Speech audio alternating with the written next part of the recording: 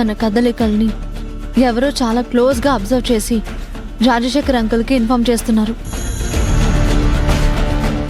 ఈ మర్డర్ అటెంప్ట్కి కూడా కారణం ఆయనే అనిపిస్తోంది. కానీ మన ఇద్దరికి మాత్రమే తెలిసిన విషయం మూడో వ్యక్తికి ఎలా తెలుస్తుంది? అది ఎవరై ఉంటారు? నాకు కూడా ఆ డౌట్ ఉంది పవి. ఎందుకంటే మన ఇద్దరికీ తప్ప మన ఇంట్లో వాళ్ళకు కూడా మహేశ్వరి గురించి తెలీదు. మనకి తెలియకుండా మనల్ని ఎవరో ఫాలో చేస్తున్నారు.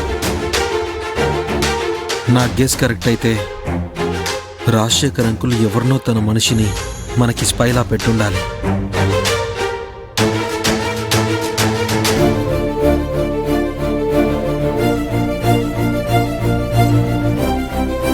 వెళ్ళి మాట్లాడదాం రండి.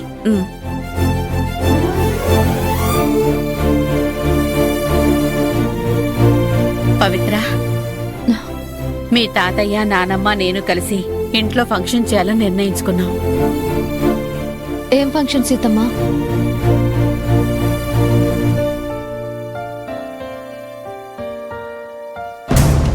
మీ ఇద్దరిని పీటల మీద కూర్చోబెట్టి సత్యనారాయణ స్వామి వ్రతం చేయించాలనుకుంటున్నాం.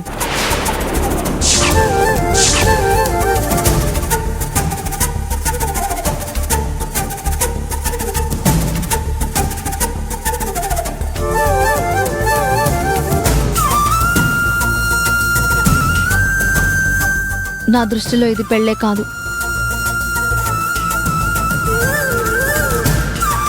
అలాంటప్పుడు మా ఇద్దరితో వ్రతం చేయించడం ఏంటి సీతమ్మ?